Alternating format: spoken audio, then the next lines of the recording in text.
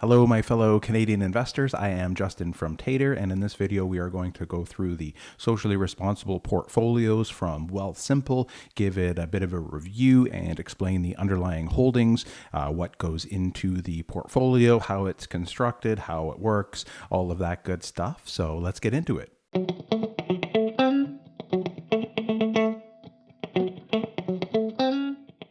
All of the different Wealthsimple portfolios can be found in the Tater Portfolio Manager that you can now see on your screen. Second from the left are the Wealthsimple SRI ETF portfolios. As you can see here, they are numbered 1 through 10, so the lower the number, the more conservative the portfolio, the higher allocation towards bonds and fixed income.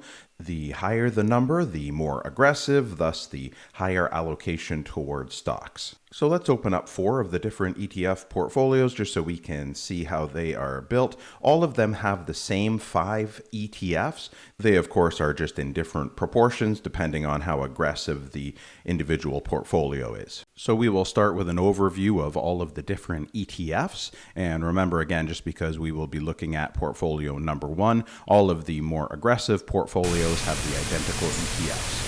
So let's have a look at the first on the list, WSRD, the International Equity ETF. To do so, we will hop over to the Wealthsimple website. This is an equity ETF focused on developed markets outside of North America. As we scroll down, we can get an idea of how this ETF was built. If we open up this section, we can see that the cost, the MER, is 0.25% for this ETF. Scrolling down further, we can see some environmental impact figures.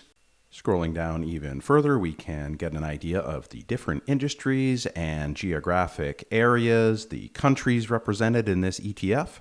As would be expected, the industries and countries are well diversified in this ETF, and one important note is that the energy sector is not represented at all. So if we compare this to a popular standard, i.e. non-SRI international ETF, VIU, some takeaways are that it has a little bit higher weighting towards industrials, much higher weighting towards financials, and then significantly less consumer staples.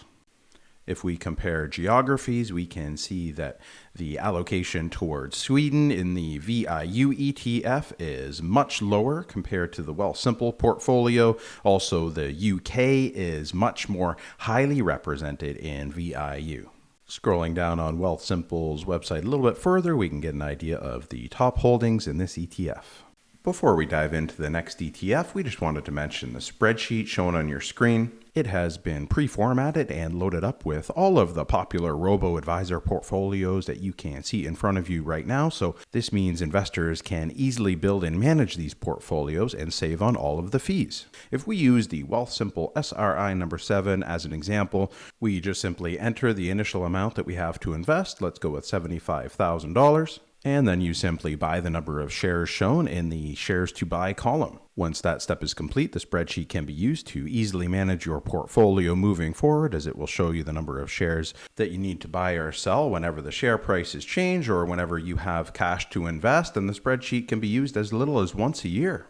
Building portfolios in this way means users save on all of the fees they would otherwise be paying the banks and brokerages. And those fees can be 0.5% or more and take a huge chunk out of your investment portfolio. We are talking like 6 or even 7 figures over the long term.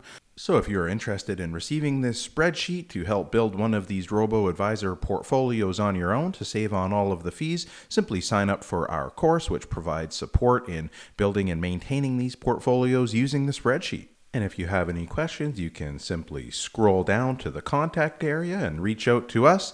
And as you can see, we offer a 100% satisfaction guarantee. Okay, now let's get back to the portfolio. An important note in this portfolio, you don't have a separate Canadian equity ETF, but that is pretty common in a lot of the socially responsible investing portfolios. So let's look at the WSRI ETF to get into some of the differences between holding that and holding separate US and Canadian equity ETFs. So going over to the Wealthsimple website, this security seeks to track a passive basket of stocks maintained by third-party provider SolActive. So as you can see, they just show a large amount of different companies held in this portfolio. And what you can do is search some of the Canadian companies if you want to see if they are or are not held in this portfolio. As you can see, the Bank of Montreal and Bank of Nova Scotia are held in the ETF. They do make it a little bit difficult to ascertain what the Canadian equity portion of your portfolio is. So what you can do is hop over to mytater.ca and check out our blog article entitled Canadian Socially Responsible ETFs, where we run through many of the ETFs available in Canada that have Canadian holdings. Scrolling back up to the WSRI portion of this article, you can see the management expense ratio, MER, is 0.2%. And the split between equities is about 81% US to 19% Canada. Hopping back over to the Tater Portfolio Manager spreadsheet, let's have a look at WSGB, one of the fixed income holdings in this portfolio. As we hop over to the Wealthsimple website, this is the Wealthsimple North American Green Bond Index ETF. And as we scroll down, we can get an idea of the different weightings for the different sectors and parts of the world. So supranational just means that the particular holding that they have can't be tied to any single country. It would transcend national boundaries or governments. And as we scroll down, you can see some of the other countries that are represented in this ETF. So as it is called the North American Green Bond Index, you do get some exposure to some international bond ETFs, albeit not a large percentage. Scrolling down to the top issuers, which means these are the top holdings in the ETF. Scrolling back up, you can see the management fee. The MER is 0.25%, a very respectable MER for a socially responsible investing ETF. And another important note, when you have international bonds and hence foreign currency exposure, this ETF is in fact hedged to the Canadian dollar. Okay, getting back to the portfolio, let's have a look at the second fixed income ETF, ZFL. And we are looking at the fact sheet right now. So this ETF attempts to track the performance of the FTSE or FTSE Canada Long-Term Bond Index. The vast majority of the bonds it holds have a term to maturity of greater than 10 years, and the MER is 0.22%. This one is simply a Canadian Long-Term Federal Bond Index ETF. This ETF would not be strictly considered a socially responsible fund, as it is found in many of the other standard portfolios. So Wealthsimple has added this ETF because they probably feel that the Canadian government has strong enough socially responsible values such that this ETF is appropriate for their portfolios. And finally, this portfolio holds 2.7% in gold.